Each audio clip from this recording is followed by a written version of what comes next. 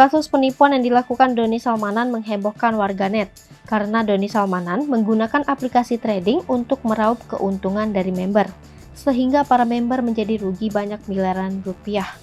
Uang hasil penipuan tersebut diberikan kepada banyak artis terkenal, seperti Reza Arab mengakui menerima uang 1 miliar rupiah dari Doni Salmanan, dilansir Facebook Milah Mahmudah.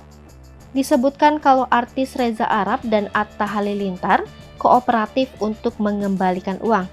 Tidak mungkin kalau Milah Mahmudah mengkritik Reza Arab dan Atta Halilintar karena mereka kooperatif. Namun, Milah Mahmudah mempertanyakan Rizky Bilar dan Lesti Kejora karena membuat konten dengan Doni Salmanan. Tidak ada tendensi pribadi atas masalah Rizky Bilar dan Lesti Kejora, tapi perilaku mereka melakukan money laundry.